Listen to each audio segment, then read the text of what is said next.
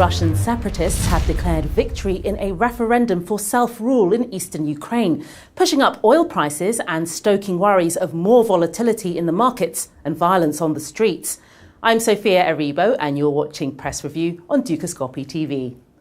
Rebels say 90% of people who voted on Sunday are in favour of People's Republics in Donetsk and Luhansk. There were no international observers, no up-to-date electoral lists, and an ambiguous question on the ballot paper. But separatist leaders are calling the referendum a success. Authorities in Kiev are calling it a criminal farce. Oil prices rose in Asia on Monday due to fears of a civil war in Ukraine that could send energy prices rocketing and disrupt supply from Russia, the world's biggest energy exporter. More than 70% of Russian crude and gas exports to Europe pass through Ukraine.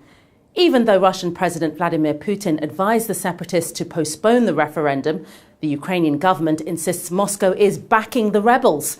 Ukrainian acting President Alexander Turchinov said the vote would lead to a complete destruction of the economy, social programs and general life for the majority of the population. This is a step into the abyss for the regions.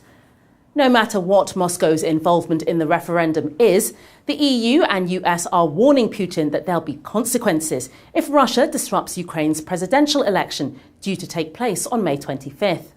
Sanctions could target Russia's defence, high technology, engineering and energy sectors. Central bank data shows Russians ditched the ruble in March at the fastest pace in more than 4 years. Figures also showed total demand for foreign currency, chiefly the dollar and the euro, reached $14.9 billion the same month, the highest since January 2009.